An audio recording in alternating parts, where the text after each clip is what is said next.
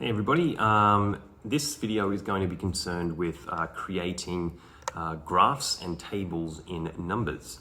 So I've got my Numbers app on my iPad screen here. So I'm going to click and open that Numbers pad, that Numbers app.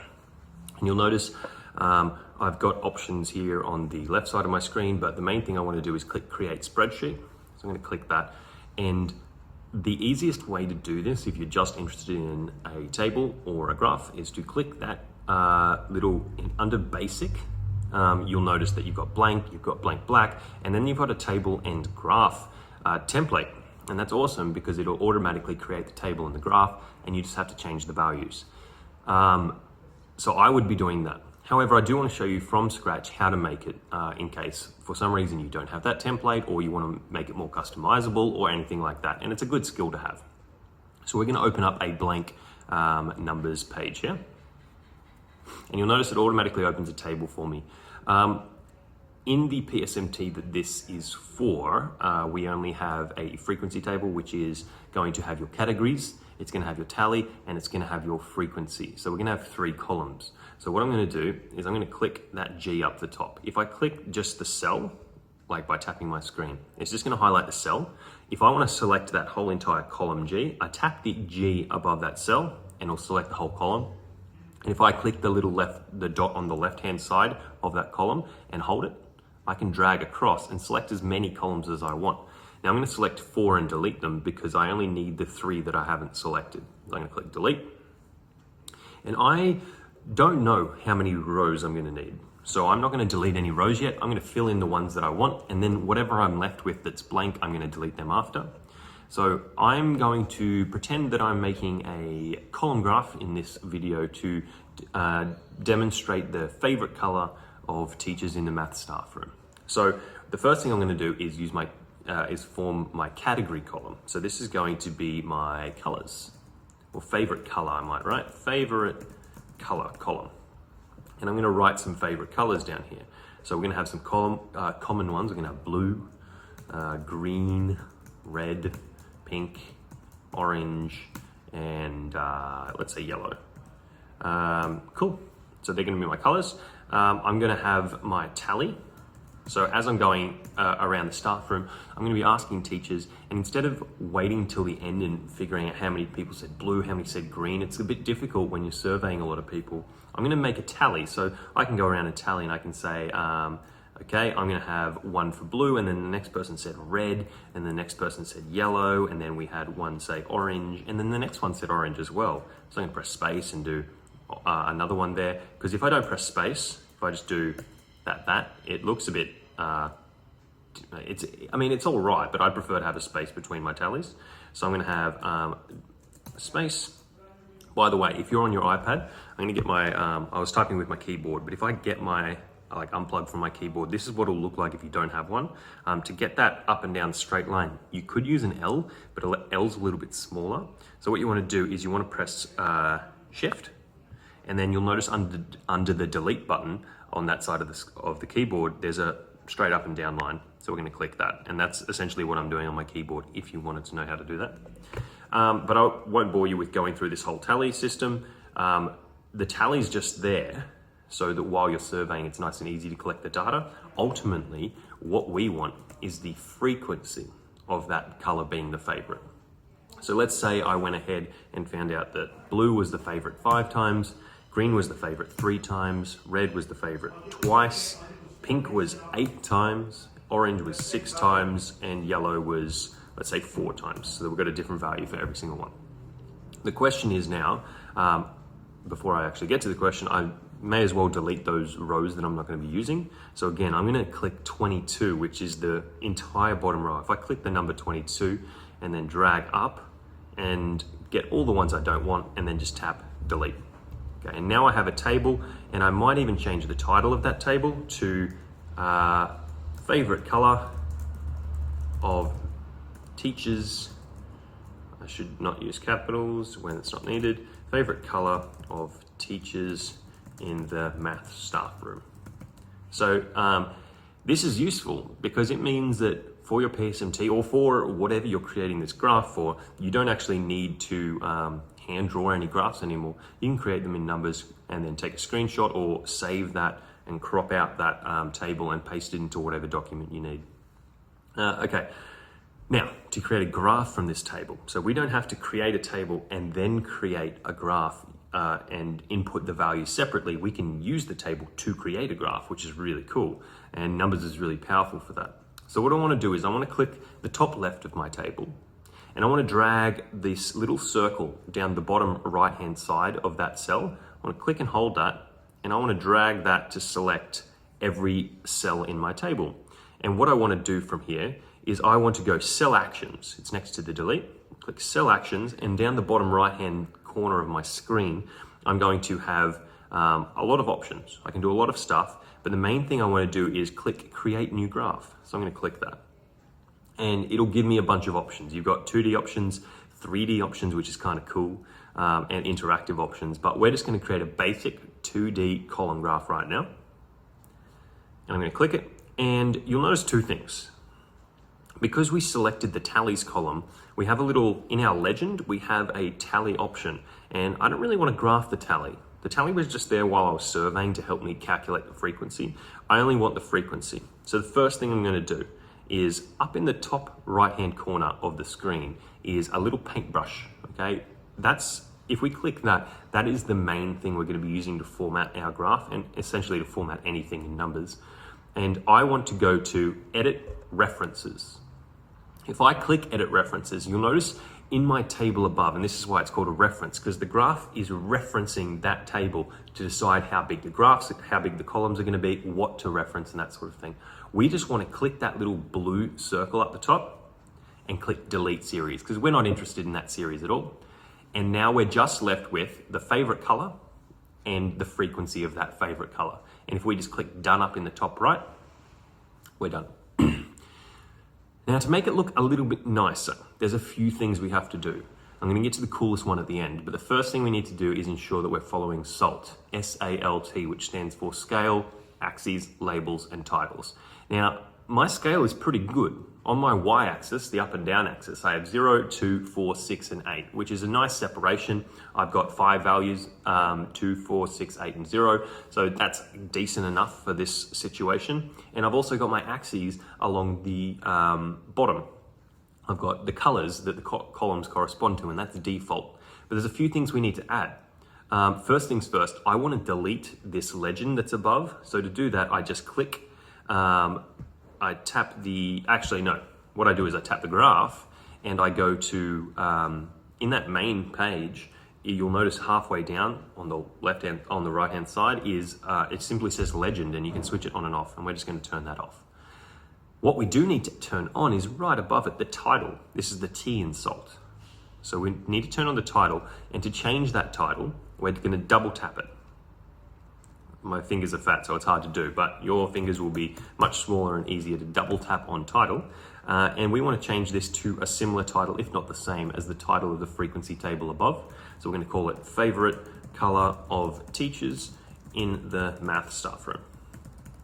Cool, so now people, if they're just reading our graph in isolation, it's much easier for them to understand what it's actually saying. The other two things, so we've got our scale correct, we've got our axes correct, we've got the labels on the axes. What we actually need is our axes titles as well. So we're going to click our graph again, and this time we have to go into Style, which is the tab next to Graph. So we click Style, and you'll notice about halfway down, it says Value of the Y-axis, and it's got axes name, and it's not turned on at the moment.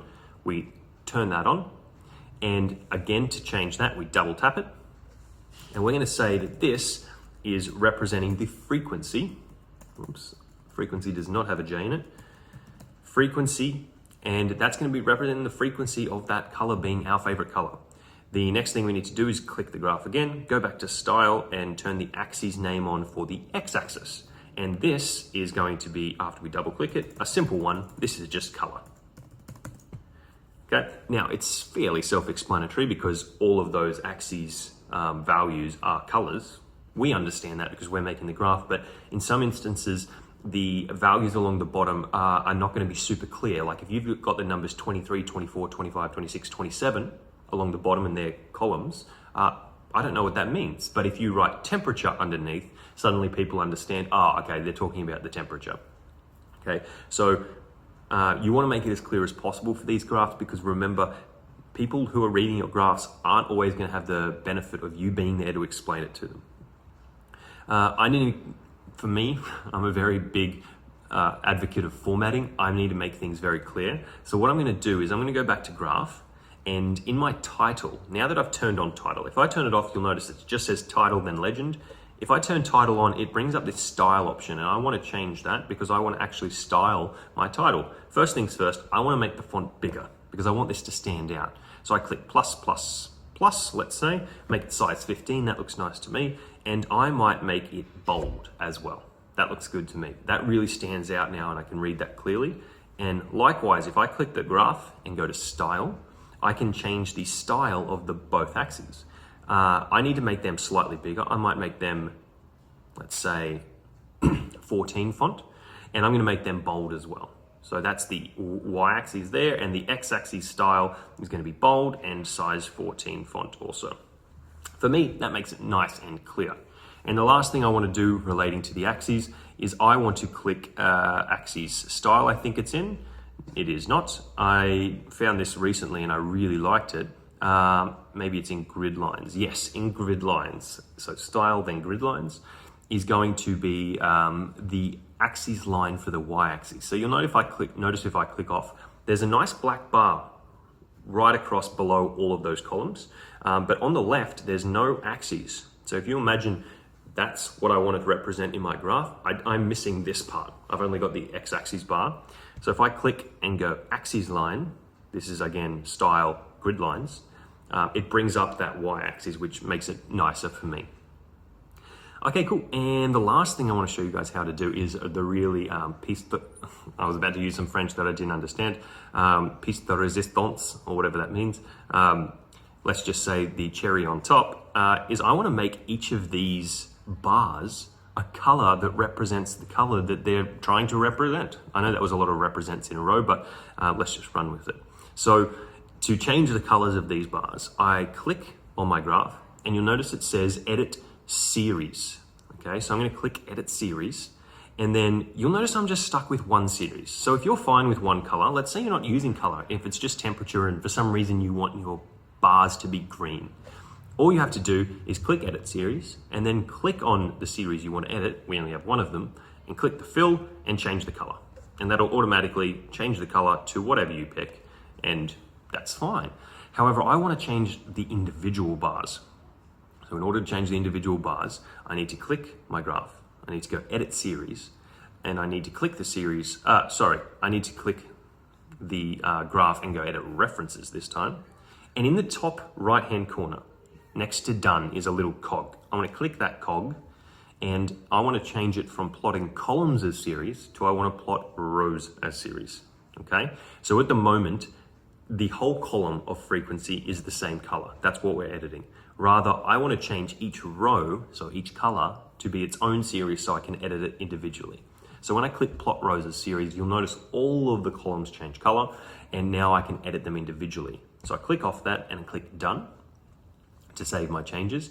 And now I go back and do what I did before. I click my graph, I click edit series, and now all of my series are there individually, and I can change their colors. So my first series is titled blue, so I want that graph, or that column rather, to be blue. I think the best way to be fully customizable here is to go across to color. By the way, to get here, I clicked fill. So you just click that color that's automatically defined there in fill. I click that color and I go across to color, and there's a lot of colors there, but it's still not super customizable. If I swipe across now on those colors, I get to this color wheel, and I think this is the best way to customize color. So I can click and drag all the way over to blue, and you can change the blue just like that if you want, or you can even customize it down with these sliders below. One of them changes how dark the color is, and one of them changes how transparent, or I guess the color is, okay? We want full transparency. We want it to be a nice dark color, and I don't want a really dark navy blue. I want a really bright royal blue. So I'm gonna click that, click off. You don't have to continuously go in and out. I'm just clicking the wrong thing here. So green is already green. I'm gonna leave it like that. I like that green. Red is great. So I need to click into red, click the color, go to color, swipe across to my color wheel, go down to red, and I want it to be fully red, no transparency, and I want it to be a nice bright red as well. Once you've done that, click off, and instead of going in and out like I was doing before, all you have to do is click up above next to the part where it says red, it says all series, click that, and we go back to all the series. So pink is currently yellow, so we're gonna change that to a pink color, doing what I was doing before, swipe down to pink, that's pretty pink to me. Go back to series. Our orange is not orange. We'll change that to an orange color. I don't like that color, so again, I'm gonna go to the color wheel. I'm gonna make it a bit more yellowy orange. Cool. And last but not least, yellow is not at all yellow. We wanna make that fully yellow. It's too bright for me. I'm gonna make it a little bit darker by switching it towards orange a little bit. So it's still yellow, but not quite as bright. I've noticed somehow I've turned off the axes labels at the bottom. I want to turn that back on, so I'm going to go Style. Okay, I've had to edit this video because it took me ages to find it, but I've refound it now. To turn on those color values below the bars, we click in the category X-axis, we click category labels, and we click series names down the bottom one. Okay, that brings up the series, and it brings up the value for the columns. So, pretty much everything's done. There's heaps of different things that you can customize and edit to however you want it. One little thing that might help people reading your graph and its readability is if you go to axes category labels for the X-axis, you can, at the very bottom of style in labels, you'll notice at the bottom it says series values, and you can put a few values, like the actual value of the column in it if you want. It actually really helps readability, so people don't actually have to line up the y-axis with the columns. So from your perspective, y-axis with the columns at all, they can just read straight off the column what its frequency is. And you can edit those as well. So if you go style, we might want to make really nice contrast with the white background. We want to change this text color to black, let's say. And we can put those values on top of the columns. That looks pretty good. Tells you the value of the frequency of those bars. There's heaps you can do. You can customize so much in Numbers. It's a wonderful tool. And I guess the last thing I need to teach you how to do specifically for my students, but for anyone watching this, if you want to copy and paste these graphs into your Word document, or you want to copy it into a Photoshop file or whatever, in my opinion, the easiest way to do it is simply to take a screenshot. Now on my iPad, it's hold power and the up volume at the same time, or if you've got an Apple Pencil, you can swipe up from the bottom left-hand corner of the screen. However you do it, if you don't know, search it in Google, take a screenshot, and once you've got a screenshot there, just drag and crop whatever parts of the screen you want. So if I wanted to copy and paste this graph into my Word document, I crop it to what I want, I click done, save to photos, and now if I want to, let's say, paste it in a Word document, let's say I have a Word document open with my PSMT almost done. I just need to put my, here's one I did earlier from Excel, but let's say I wanted to paste this graph into my solve section here. I'm gonna paste it, so I click it, click where I want to paste it, and I go insert up the top, and I want to insert a photo from my photo reel. I click all photos, click that photo that I saved, and then Bob's your uncle. There's your graph. You can resize it because I probably don't want it that big, but boom. I didn't have to do anything special there. All I had to do was save the photo, paste it by doing a screenshot. That's a reasonably long video. Actually, I intended it to be a bit shorter. However, there's just so much you can do in Numbers that I thought I should at least show you the things that is going to help you with this assignment. Please go into Numbers, play around with it, and also keep in mind that you can take a picture of and take a screenshot and paste anything. You don't have to hand draw these frequency tables if you do it in Numbers, because you're going to need to do it in Numbers to get your graph anyway. You can take your frequency table and put that straight into Word by inserting a photo, all photos, done, make it a bit smaller. We'll take the graph right below it, and there's your frequency table, followed by your graph representing the data. I also want to point out for our PSMT Year 8 and possibly Year 9 or Year 7, whoever's using this video to help them, what we want to do is avoid, for professional reports and assignments, we want to avoid fancy graphs and displays, such as if I click the graph style and change the graph type to, let's say, a 3D column graph, or a 3D stacked column graph, or a 3D pie chart, okay? These look awesome. They look really cool. However, they're not as useful for demonstrating, presenting the data. We want to be nice and professional, simple, and you can change the size of these to however you want them. You can customize them however you want, but we want them to be nice and simple and readable. However, if you're using these skills to make awesome presentations where you want to wow your audience, you can certainly use numbers. You don't need any fancy software. You can use numbers, make a 3D column graph, change it like this, and that's awesome. That looks really cool. That'll wow someone if you're trying to display your sales statistics or really just grab someone's attention. A 3D graph, you can change the perspective, looking down, looking up. Essentially, you can introduce bias however you want. But for our purposes, make sure you keep these graphs as nice and simple column graphs. Okay, hope that helped. See ya.